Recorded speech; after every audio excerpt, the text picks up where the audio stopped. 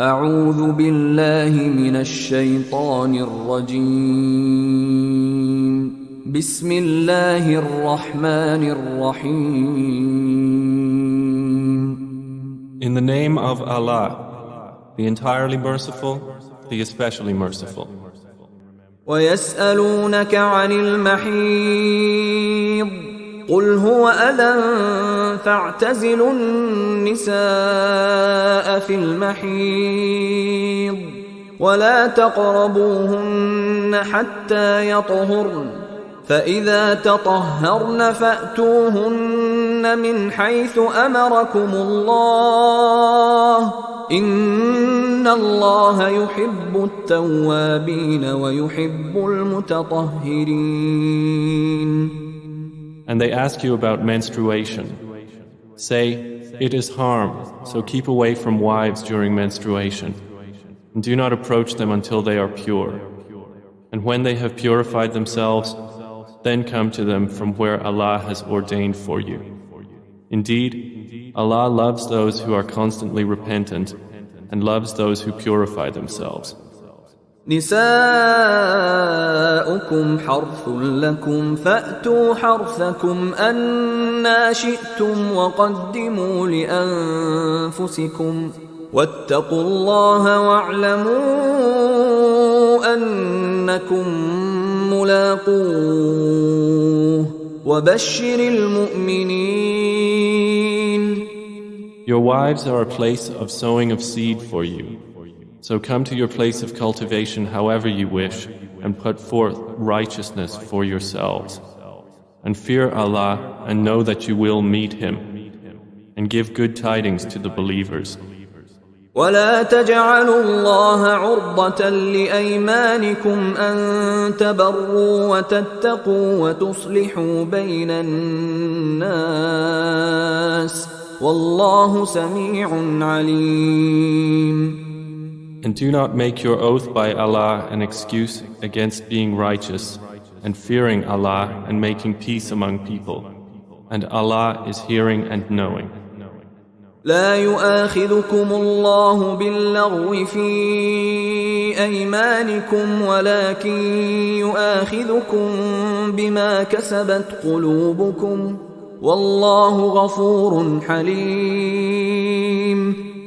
Allah does not impose blame upon you for what is unintentional in your oaths, but He imposes blame upon you for what your hearts have earned, and Allah is forgiving and forbearing.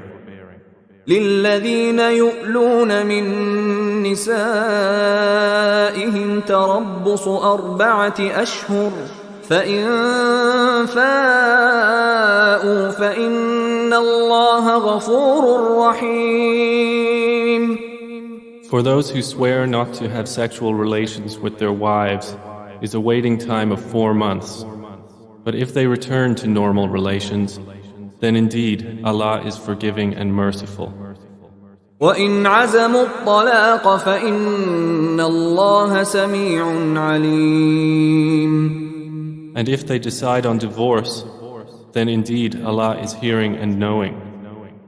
والمطلقات يتربصن بأنفسهن 3 قروء ولا يحل لهن أن يكتمن ما خلق الله في أرحامهن إن كن يؤمن بالله واليوم الآخر وبعولتهن أحق بردهن في ذلك إن أرادوا إصلاحا ولهن مثل الذي عليهن بالمعروف وللرجال عليهن درجة والله عزيز حكيم. Divorced women remain in waiting for 3 periods, and it is not lawful for them to conceal what Allah has created in their wombs if they believe in Allah and the last day. And their husbands have more right to take them back in this period if they want reconciliation. And due to the wives is similar to what is expected of them, according to what is reasonable. But the men have a degree over them in responsibility and authority. And Allah is exalted in might and wise. الطلاق مرتان فإمساك بمعروف أو تسريح بإحسان ولا يحل لكم أن تأخذوا مما آتيتموهن شيئا إلا أن يخافا ألا يقيما حدود الله فإن خفتم ألا يقيما حدود الله فلا جناح عليهما فيما افتدت به تلك حدود الله فلا تعتدوها ومن يتعد حدود الله فأولئك هم الظالمون. Divorce is twice. Then, either keep her in a reasonable manner or release her with good treatment. And it is not lawful for you to take what you have given them unless both fear that they will not be able to keep within the limits of Allah. But if you fear that they will not keep within the limits of Allah, then there is no blame upon either of them concerning that by which she ransoms herself. These are the limits of Allah, so do not transgress them. And whoever transgresses the limits of Allah, it is those who are the wrongdoers. فإن طلقها فلا تحل له من بعد حتى تنكح زوجا غيره فإن طلقها فلا جناح عليهما أن يتراجعا إن ظنا أن يقيما حدود الله وتلك حدود الله يبينها لقوم يعلمون. And if he has divorced her for the third time, then she is not lawful to him afterward until after she marries a husband other than him. And if the latter husband divorces her or dies, there is no blame upon the woman and her former husband for returning to each other if they think that they can keep within the limits of Allah.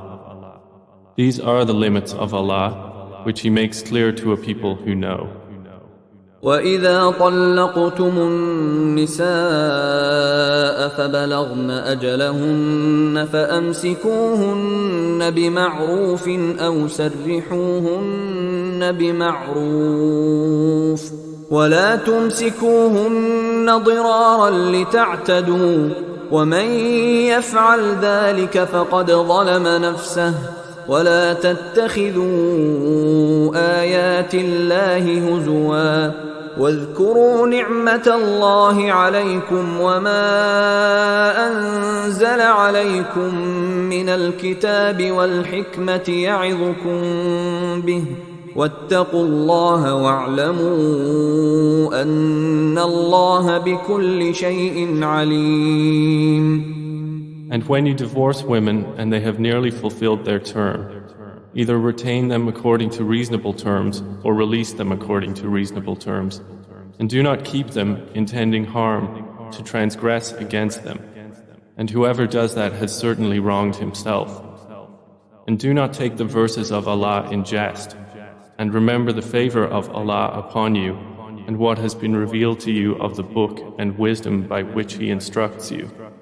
And fear Allah, and know that Allah is knowing of all things. وَإِذَا طَلَّقْتُمُ النِّسَاءَ فَبَلَغْنَ أَجَلَهُنَّ فَلَا تَعْضُلُوهُنَّ أَن يَنكِحْنَ أَزْوَاجَهُنَّ إِذَا تَرَاضَوْا بَيْنَهُم بِالْمَعْرُوفِ ذلك يوعظ به من كان منكم يؤمن بالله واليوم الآخر ذلكم أزكى لكم وأطهر والله يعلم وأنتم لا تعلمون. And when you divorce women and they have fulfilled their term, do not prevent them from remarrying their former husbands if they agree amongst themselves on a reasonable basis. That is instructed to whoever of you believes in Allah and the Last Day. That is better for you and purer, and Allah knows and you know not. والوالدات يرضعن أولادهن حولين كاملين لمن أراد أن يتم الرضاعة وعلى المولود له رزقهن وكسوتهن بالمعروف لا تكلف نفس إلا وسعها لا تضار والدة بولدها ولا مولود له بولده وعلى الوارث مثل ذلك فإن أرادا فصالا عن تراض منهما وتشاور فلا جناح عليهما وإن أردتم أن تسترضعوا أولادكم فلا جناح عليكم إذا سلمتم ما آتيتم بالمعروف واتقوا الله واعلموا أن الله بما تعملون بصير. Mothers may breastfeed their children 2 complete years for whoever wishes to complete the nursing period. Upon the father is the mother's provision and their clothing according to what is reasonable. No person is charged with more than his capacity. No mother should be harmed through her child, and no father through his child. And upon the father's heir is a duty like that of the father. And if they both desire weaning through mutual consent from both of them and consultation, there is no blame upon either of them. And if you wish to have your children nursed by a substitute, there is no blame upon you as long as you give payment according to what is reasonable. And fear Allah and know that Allah is seeing of what you do. والذين يتوفون منكم ويذرون أزواجا يتربصن بأنفسهن 4 أشهر و10 فإذا بلغن أجلهن فلا جناح عليكم فيما فعلن في أنفسهن بالمعروف والله بما تعملون خبير. And those who are taken in death among you and leave wives behind, they, the wives, shall wait 4 months and 10 days. And when they have fulfilled their term, then there is no blame upon you for what they do with themselves in an acceptable manner. And Allah is fully acquainted with what you do.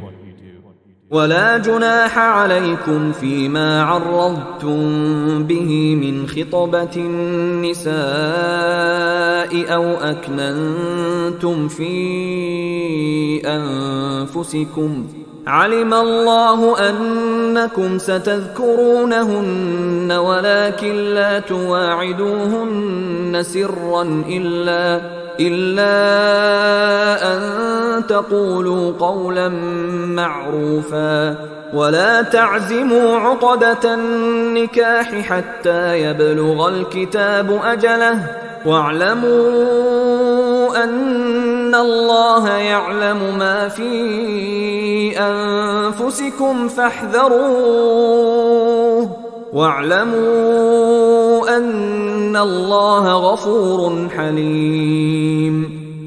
There is no blame upon you for that to which you indirectly allude concerning a proposal to women or for what you conceal within yourselves. Allah knows that you will have them in mind.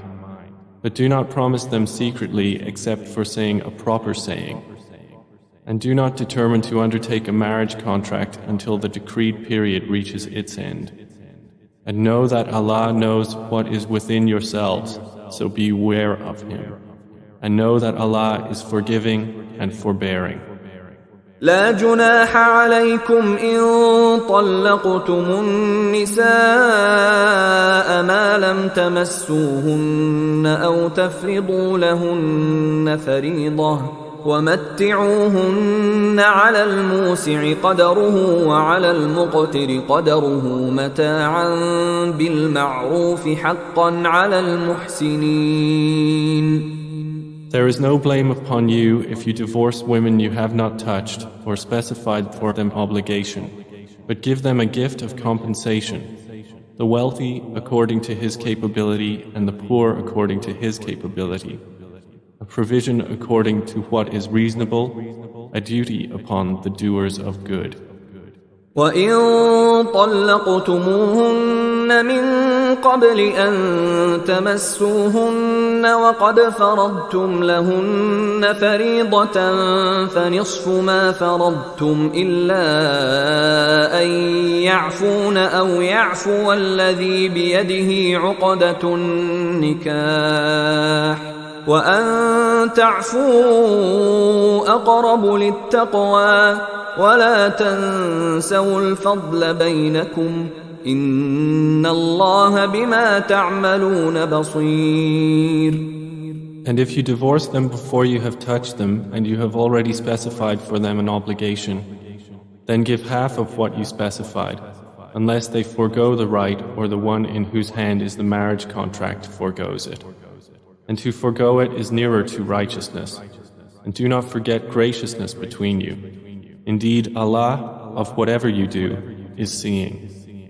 حافظوا على الصلوات والصلاة الوسطى وقوموا لله قانتين. Maintain with care the obligatory prayers and in particular the middle prayer, and stand before Allah, devoutly obedient.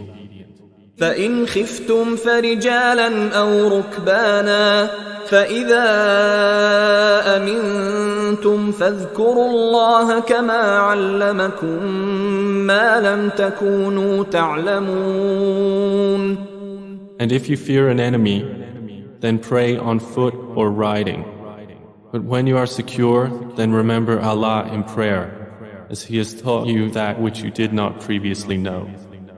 والذين يتوفون منكم ويذرون أزواجا وصية لأزواجهم متاعا إلى الحول غير إخراج فإن خرجن فلا جناح عليكم فيما فعلن في أنفسهن من معروف والله عزيز حكيم.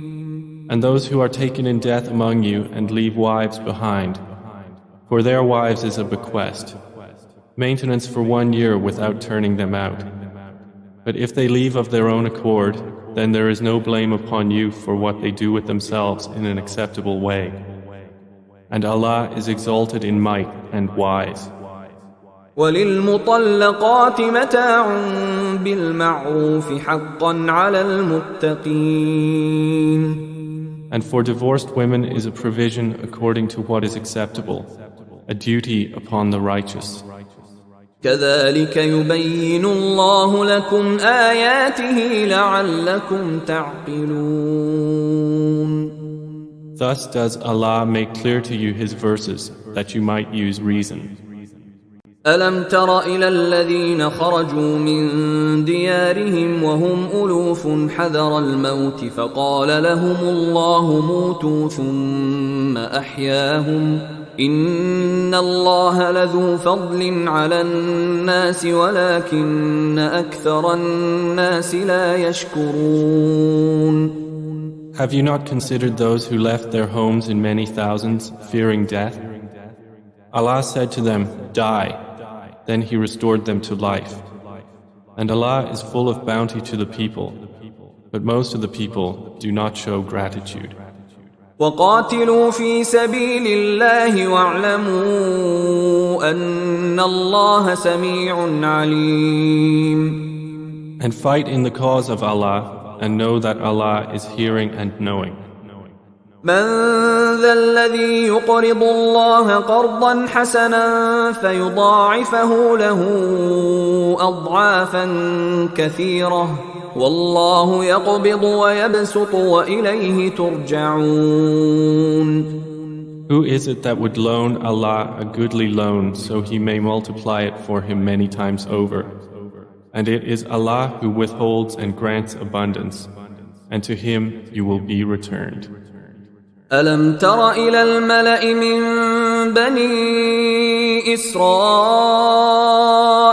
من بعد موسى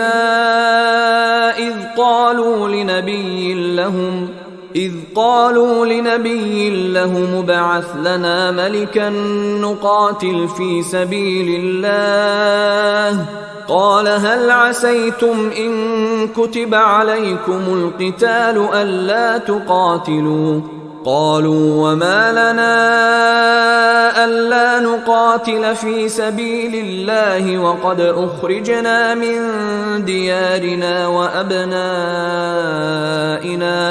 فلما كتب عليهم القتال تولوا إلا قليلا منهم والله عليم بالظالمين. Have you not considered the assembly of the children of Israel after the time of Moses, when they said to a prophet of theirs, "Send to us a king, and we will fight in the way of Allah"? He said, "Would you perhaps refrain from fighting if fighting was prescribed for you?" They said, "And why should we not fight in the cause of Allah when we have been driven out of our homes and from our children?" But when fighting was prescribed for them, they turned away, except for a few of them. And Allah is knowing of the wrongdoers. وقال لهم نبيهم إن الله قد بعث لكم طالوت ملكا قالوا أنى يكون له الملك علينا ونحن أحق بالملك منه ولم يؤت سعة من المال قال إن الله اصطفاه عليكم وزاده بسطة في العلم والجسم والله يؤتي ملكه من يشاء والله واسع عليم. And their prophet said to them, "Indeed, Allah has sent to you Saul as a king." They said, "How can he have kingship over us while we are more worthy of kingship than him, and he has not been given any measure of wealth?" He said, "Indeed, Allah has chosen him over you and has increased him abundantly in knowledge and stature. And Allah gives His sovereignty to whom He wills, and Allah is all-encompassing in favor and knowing." وقال لهم نبيهم إن آية ملكه أن يأتيكم التابوت فيه سكينة من ربكم وبقية مما ترك آل موسى وآل هارون تحمله الملائكة إن في ذلك لآية لكم إن كنتم مؤمنين. And their prophet said to them, "Indeed, a sign of His kingship is that the chest will come to you in which is assurance from your Lord and a remnant of what the family of Moses and the family of Aaron had left, carried by the angels. Indeed, in that is a sign for you, if you are believers." فلما فصل طالوت بالجنود قال إن الله مبتليكم بنهر فمن شرب منه فليس مني ومن لم يطعمه فإنه مني إلا من اغترف غرفة بيده فشربوا منه إلا قليلا منهم فلما جاوزه هو والذين آمنوا معه قالوا لا طاقة لنا اليوم بجالوت وجنوده قال الذين يظنون أنهم ملاقو الله كم من فئة قليلة غلبت فئة كثيرة بإذن الله والله مع الصابرين. And when Saul went forth with the soldiers, he said, "Indeed, Allah will be testing you with a river. So whoever drinks from it is not of me, and whoever does not taste it is indeed of me, excepting one who takes from it in the hollow of his hand. But they drank from it, except a very few of them. Then when he had crossed it along with those who believed in him, they said, "There is no power for us today against Goliath and his soldiers." But those who were certain that they would meet Allah said, "How many a small company has overcome a large company by permission of Allah, and Allah is with the patient." ولما برزوا لجالوت وجنوده قالوا ربنا أفرغ علينا صبرا وثبت أقدامنا وانصرنا على القوم الكافرين. And when they went forth to face Goliath and his soldiers, they said, "Our Lord, pour upon us patience and plant firmly our feet, and give us victory over the disbelieving people." فهزموهم بإذن الله وقتل داود جالوت وآتاه الله الملك والحكمة وعلمه مما يشاء ولولا دفع الله الناس بعضهم ببعض لفسدت الأرض ولكن الله ذو فضل على العالمين.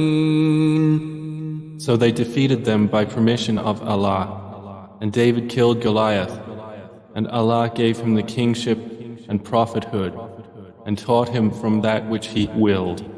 And if it were not for Allah checking some people by means of others, the earth would have been corrupted. But Allah is full of bounty to the worlds. تلك آيات الله نتلوها عليك بالحق وإنك لمن المرسلين. These are the verses of Allah which we recite to you, O Muhammad, in truth. And indeed, you are from among the messengers.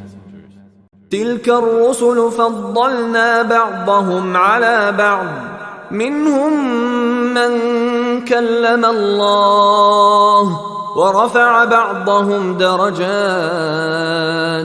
وآتينا عيسى ابن مريم البينات وأيدناه بروح القدس ولو شاء الله ما اقتتل الذين من بعدهم من بعد ما جاءتهم البينات ولكن اختلفوا فمنهم من آمن ومنهم من كفر ولو شاء الله ما اقتتلوا ولكن الله يفعل ما يريد.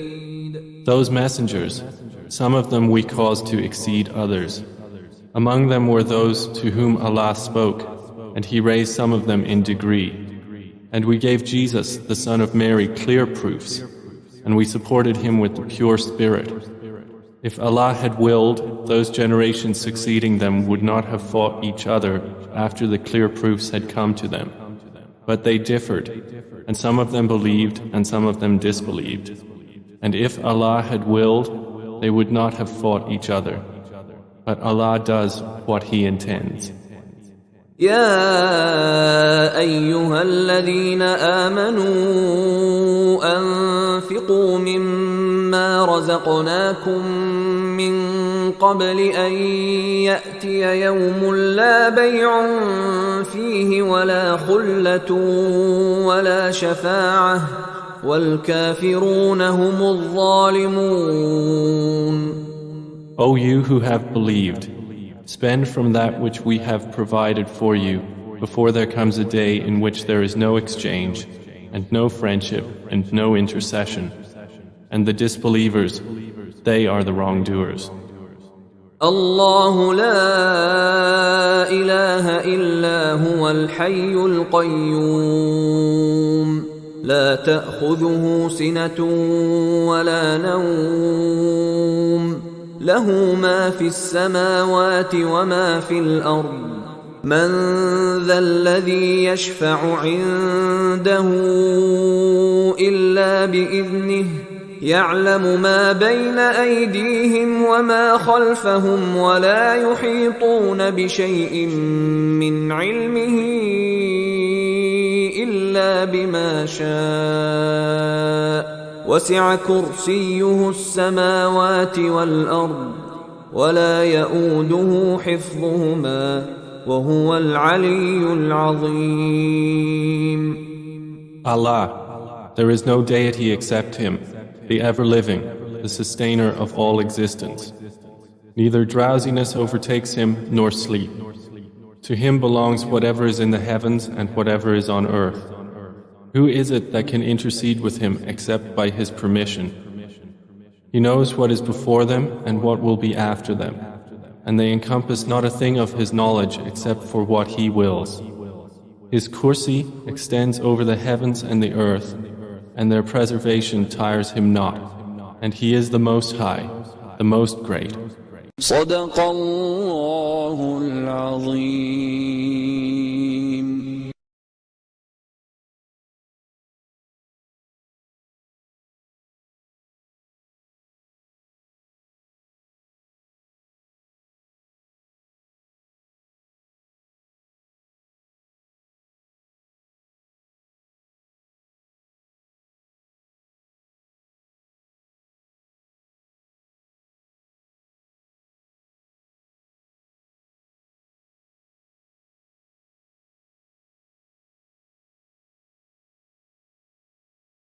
بسم الله الحمد لله والصلاة والسلام على رسول الله. با سلام مجدد به تمام دوستا و مسلمان های عزیز. خدا کنه که انشاءالله روزهای مبارک رمضان بخیر بگذره و طبعا هر روز ما از طرف بیگاه که در خدمت شما می باشم از طریق یوتیوب که دوستا ایره تهیه کردن و مواضیع مختلف انشاءالله بحث میکنیم تا باشه که خداوند ذوالجلال برای ما شما توفیق عنایت نصیب بکنه و ما احکام دین و ارزش‌های دینی را بیشتر از پیش معلومات بگیریم و بفهمیم.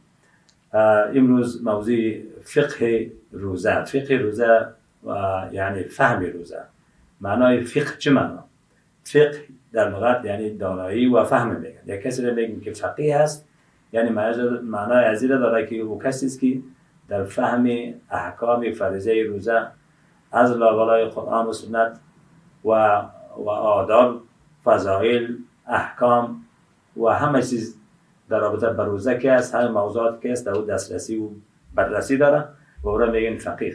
اما ما به حیث یک مسلمان مؤمن که به خدا ایمان داریم باید هر فرایضی که برای ما فرض شده خصوصا 5 رکنی از اسلام باید در او معلومات داشته باشیم، باید معلومات خود در او باره تکمیل کنیم، باید فقیه نباشیم. اما کلمه فقیه یک کلمه بسیار بزرگ است نظر به از یک نفر تا دیگر نفر، اما از نگاه لغوی فقیه کسی که فهم و دانایی را در هر عبادتی که میکنه و را داشته باشه او را فقیه میگن. یعنی فقیه یعنی میفهم در رابطه با عبادت و معلومات داره، یعنی این معنا بهتر.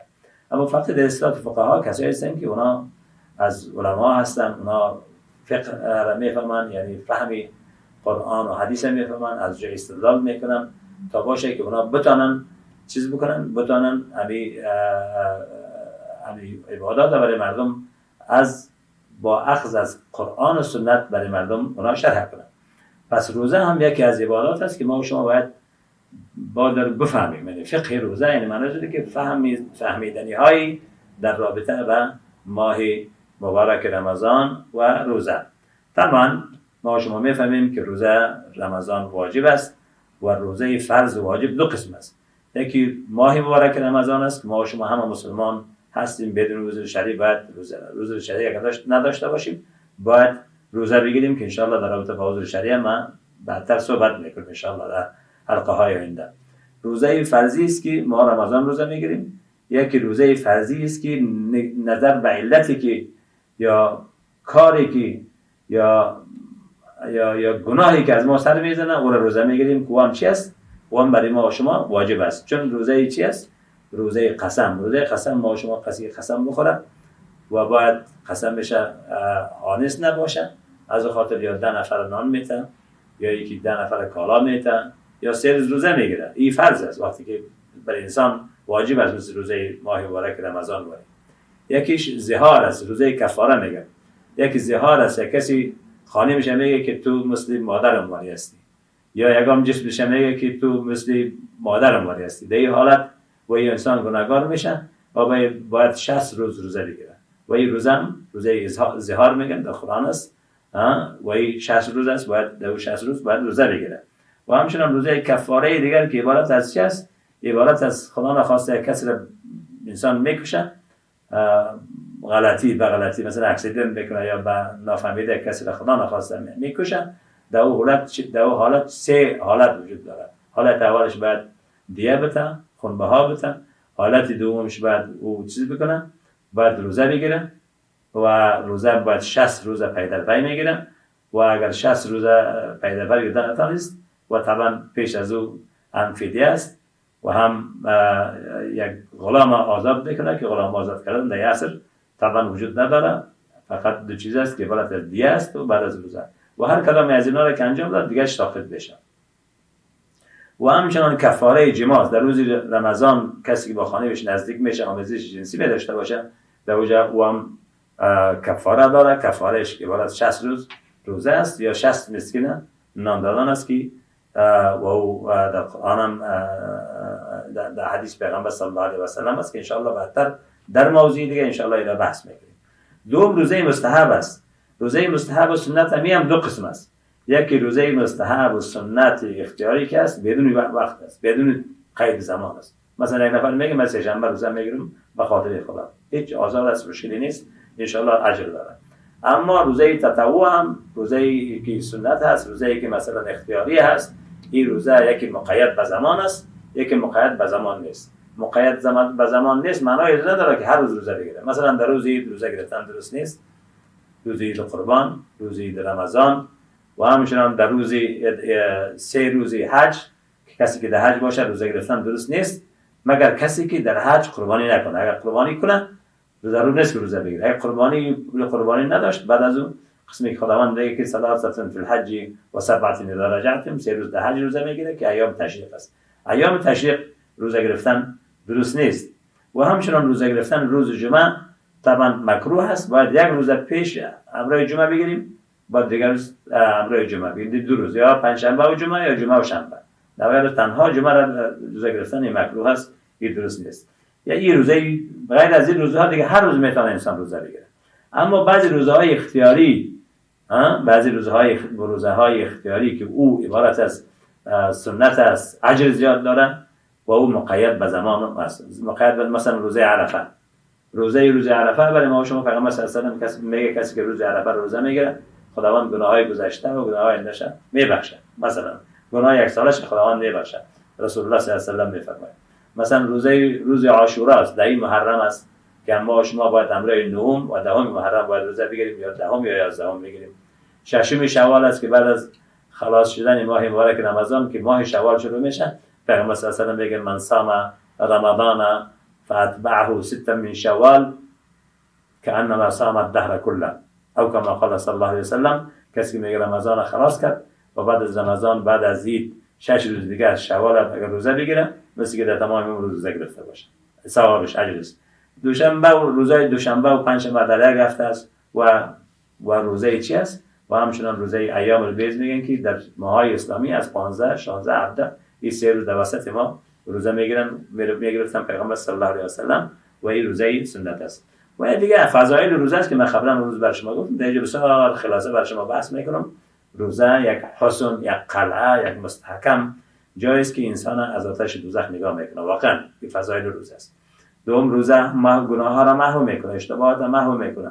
سوم مثلا روزه انواع صبر را بر انسان متحقق میسازه که عبارت صبر در رابطه با گناه، صبر در معصیت، صبر در طاعت. یعنی در 3 حالت در 3 حالت در صبر معصیت گناه و در انسان بر انسان متحقق میشه. چرا؟ به خاطر از اینکه روزه قسمی است که برای شما گفتم که انسان از قلبش از درونش با خدا ارتباط میگیره و از خدا امید میخواد و خداوند خودش میگه که من تنها کسی هستم که برای ازی اجر میده. یعنی خداوند همه اجر خداوند میده، اما علت شیره در چند روز بیشتر بیان کردم. و همچنان برای شما یکی از فهم روزه باید فهمیدن ماه رمضان باشه. یه از فقه روزه. ماه رمضان چه وقت آغاز میشه؟ باید با دیدن آفتاب مهتاب، با دیدن مهتاب ما شما روزه میگیریم و با دیدن مهتاب روزه افطار میگیریم که عبارت از روز اول عید یا شوال میباشه. دیگه از خاطر پیغمبر صلی الله علیه و سلم میگن صوموا لرؤیته و افطروا لرؤیته. یه حدیث طبعا بحثای بسیار طولانی داره، اینجاش موقعش نیست برای شما شرح کنم، چرا احکام و اقوال و آرای علما در اینجا مورد بحث است که جایش نیست.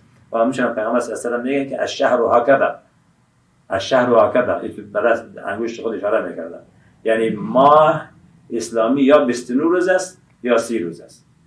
بعد از پیغمبر صلی الله علیه و سلم میگن در دیگه حدیث آخری حدیث میگه فإن غم علیکم فاکملوا العدة 30، یعنی از 30 روز زیاد نیست و اکثرا 29 میباشه و 30 روز هم میباشه.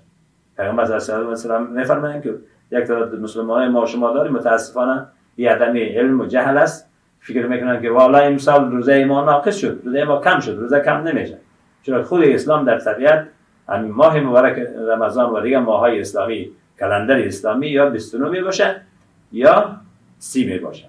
یکم سال اگر شوال 30 باشه غالبا همونطور است، من نمیگم برای همیشه، اما شوال اگر ماه شعبان که پیش از رمضان اگر 30 بود حتما این چیز این رمضان 29 میشه، یا یکی شوال 29 بود این 30 میشه. این به اساس از این یکم 2 ماه پای هم میشه که 29 شود. بنابراین پیغمبر صلی الله علیه و سلم میگن که از شهر هکذا و هکذا، یعنی ماه یعنی هکذا با دو انگشت اشاره کردن یا 29 یا 30 است.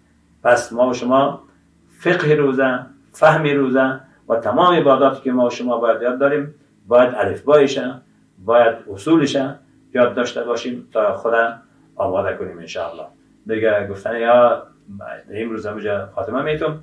از الله عز و جلال برای همه شما و برای خود توفیق میخواهیم. خداوند عز و جلال ماه مبارک رمضان برای ما شما ان شاء الله به خوبی بگذرانه و وقتی که این ماه مبارک رمضان به اتمام برسه ان شاء الله قسمی که پیامبر صلی الله علیه و سلم عتق من النار که ما شما ان شاء الله از آتش دوزخ رهایی یافته باشیم. صلی الله علی محمد و علی آله و اصحابه اجمعین.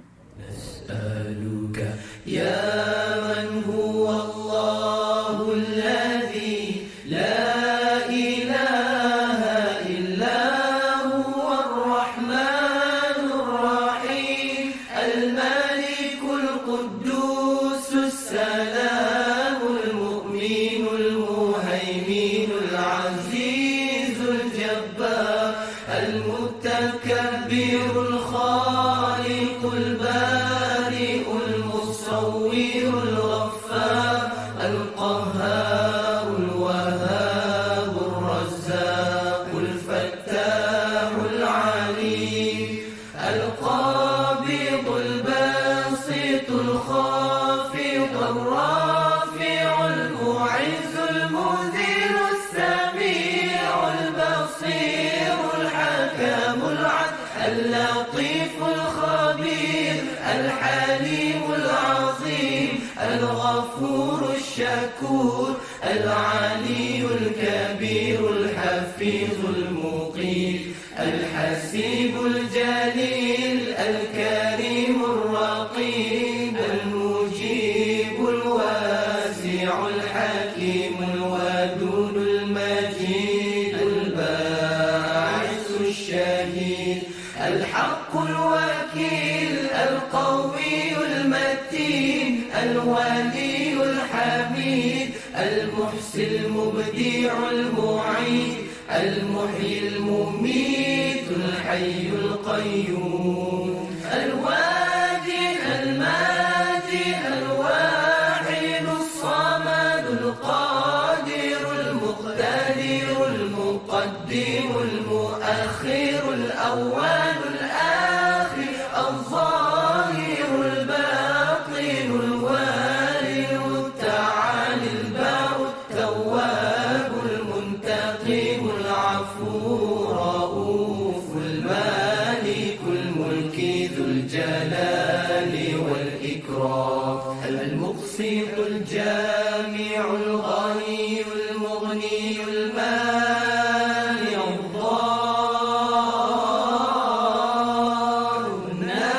شافع النور الهادي البديع الباقي الوارث الرشيد الصبور الذي ليس كمثله شيء وهو السميع البصير. اللهم صل أفضل الصلاة على أسعد المخلوقات كسيدنا محمد وعلى آله وصحبه وسلم عدد معلوماتك ومداد كلماتك كلما ذكرك ذاكرون وغفل عن ذكره الغافلون.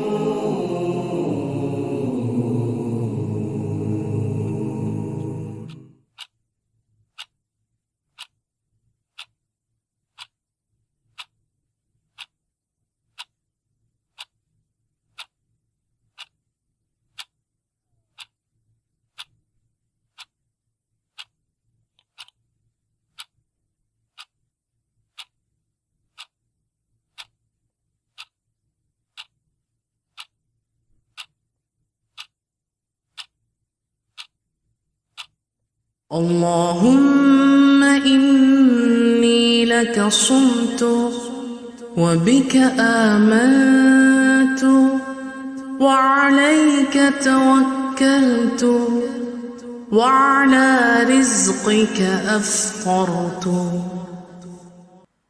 الله أكبر الله أكبر الله أكبر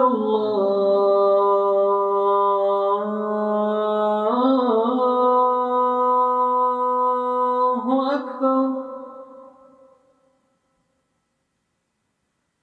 أشهد أن لا إله إلا الله.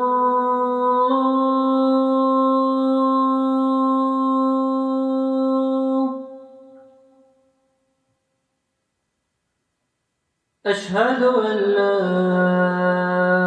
إله إلا الله.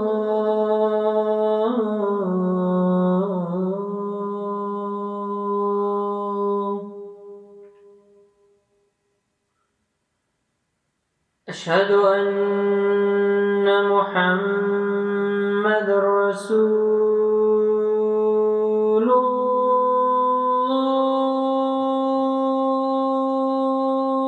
الله. أشهد أن محمد رسول الله.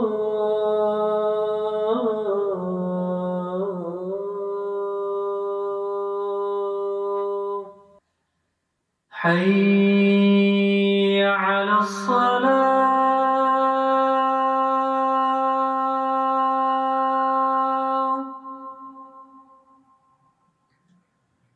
حي على الصلاة.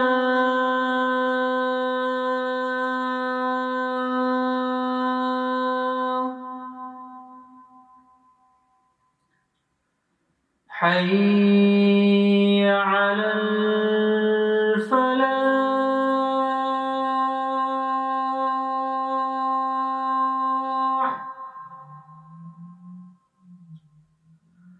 حي على الفلاح.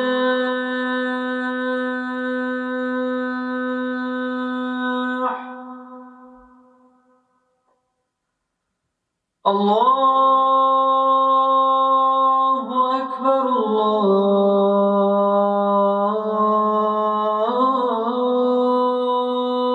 الله أكبر. لا إله إلا الله.